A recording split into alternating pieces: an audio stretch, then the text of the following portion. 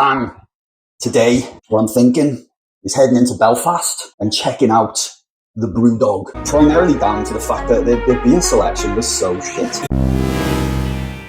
We walked out of Brewdog. What I would do now is head towards the Reporter Bar.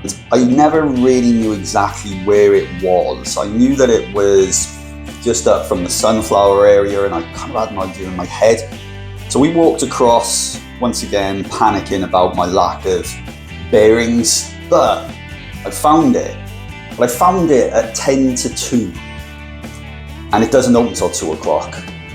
So I was quite surprised, to be honest, because most of the bars in town open at about 1. But 2 o'clock. So because it was closed, I thought, let's just go back and we'll go to the Sunflower Bar because it's not far from the Reporter, get a cheeky pint in the Sunflower Bar, and then go back. Sunflower then, this is the second time I've been there, and it was really nice. Really nice. I did a video before where I talked about if I went there again, I would go into the beer garden, and because the weather was good, that's exactly what I did. So I got a pint of, I think it was called Wee Bunny, Vinegar. We sat out in the beer garden, the pizza guy was getting set up, so they got a pizza section in there, which looked great, and I could quite happily sit in that beer garden and just chill. It was a really nice ambience. And then we head across to the Reporter Bar. We stepped in and the person behind the bar was very friendly, and I spotted that they had Bull House rolling papers on tap, so I was super excited. I was like, awesome. Turned around to my daughter and was like, do you want a Coke or a...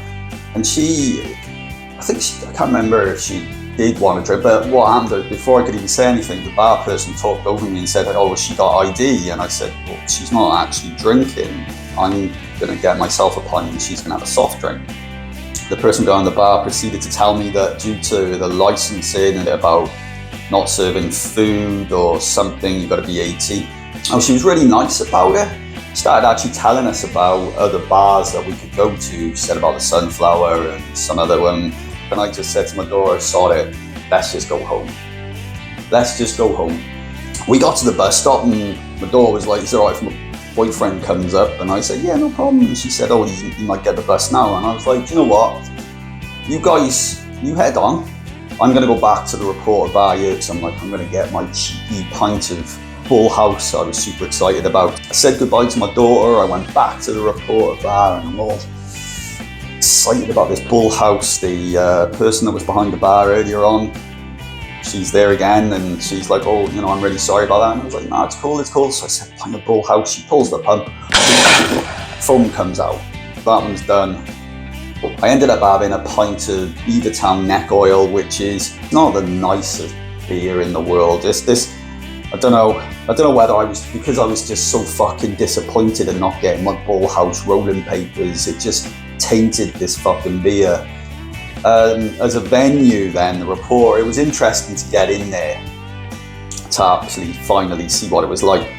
The photographs that I've seen online obviously paint a very snug picture, but I didn't realise how snug until I was actually in there. And it's quirky as fuck. It really is. You can see why people go in there. It's a very interesting little place. The walls are littered with photographs of different things, events, people, buildings. Yeah, I don't know whether it was just the disappointment of, I'd had a nice time with my daughter.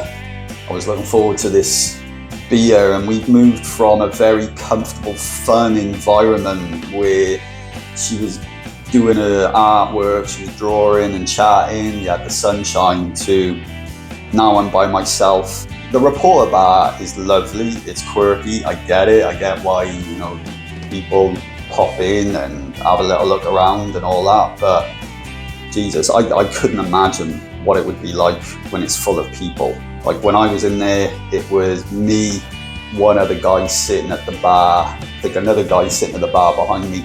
If that place was full as well, even to get to the toilet, it'd be a fucking nightmare. Spilled my tea. I'm going to finish off this cold tea. Thanks for watching. Take care. Much love from your pal, Carl Welshman. fucking disgusting.